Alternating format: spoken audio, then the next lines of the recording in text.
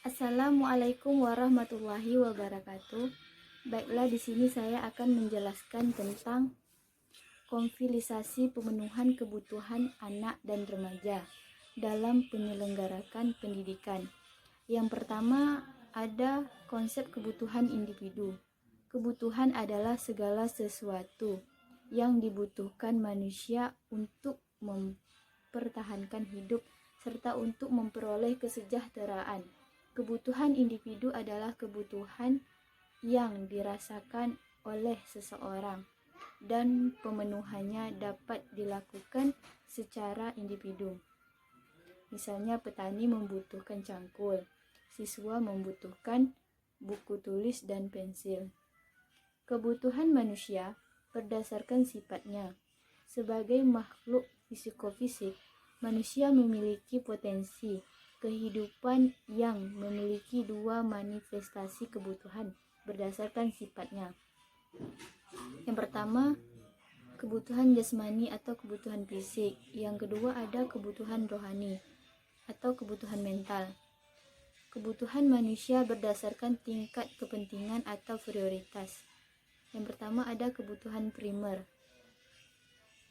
Kebutuhan primer adalah kebutuhan yang harus dipenuhi untuk mempertahankan kelangsungan hidup manusia. Yang kedua, kebutuhan sekunder. Kebutuhan sekunder adalah kebutuhan yang pemenuhannya setelah kebutuhan primer terpenuhi. Nama saya Irwan Sinaga. Saya akan melanjutkan presentasi yaitu dengan topik pembahasan urgensi analisis kebutuhan dasar peserta didik terhadap pembelajaran.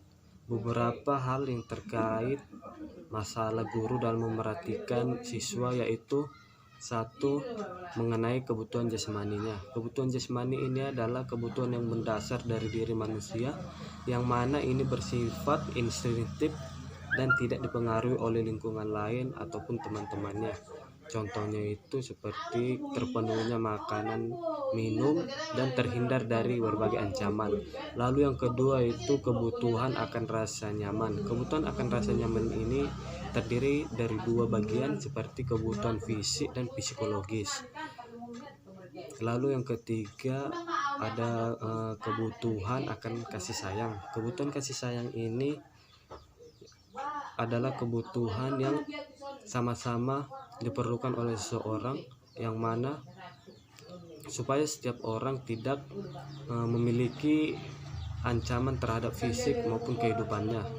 Lalu keempat yaitu kebutuhan akan penghargaan diri. Kebutuhan akan penghargaan diri ini penting bagi setiap manusia, penting bagi setiap pelajar agar supaya setiap pelajar mampu mengembangkan sesuatu yang ada dalam dirinya, lalu diberi apresiasi dengan melalui penghargaan diri. Pada setiap anak, penghargaan diri ini sangat perlu karena ini nantinya dapat memotivasinya untuk selalu giat dalam belajar. Lalu bagian topik yang saya bahas terkait masalah atau konsekuensi anak apabila melakukan kesalahan. Baik, masalahnya terhadap seseorang atau anak yaitu kurangnya perhatian dari guru, lalu tidak tercapainya apa yang diinginkannya.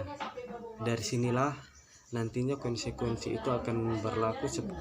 Contoh konsekuensinya yaitu si anak akan mendapat hukuman dari guru apabila dia melakukan kesalahan yang sangat fatal. Baik, sekian presentasi saya. Terima kasih.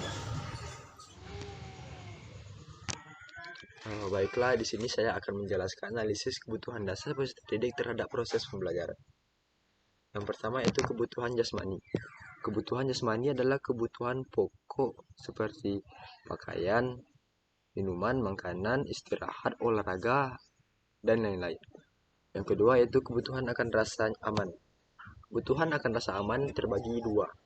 kebutuhan akan rasa aman secara fisik, dan kebutuhan secara aman secara psikologis. Kebutuhan aman secara fisik adalah kebutuhan peserta didik terhadap agar fisiknya terlindungi dari kejahatan maupun yang lainnya. Kalau psikologi adalah kebutuhan untuk melindungi kesehatan mental peserta didik. Yang ketiga adalah kebutuhan akan kasih sayang. Semua peserta didik butuh kasih sayang baik dari orang tua, guru, teman-teman, dan orang di sekitarnya. Peserta didik yang mendapatkan kasih sayang akan merasa lebih senang, betah, dan bahagia berada di ruang kelas, yang akan dapat memotivasi mereka untuk lebih baik lagi. Yang terakhir adalah kebutuhan akan penghargaan dan harga diri. Kebutuhan akan penghargaan dan harga diri terlihat dari kecenderungan peserta didik untuk diakui dan diperlakukan sebagai orang tua berharga diri. Mereka ingin memiliki sesuatu yang ingin diketahui keberadaan di tengah-tengah orang lain. Penghargaan dari orang lain seperti mengembangkan iklim kelas dan pembelajaran kooperatif di mana setiap siswa saling menghormati, mempercayai, tidak saling mencemooh.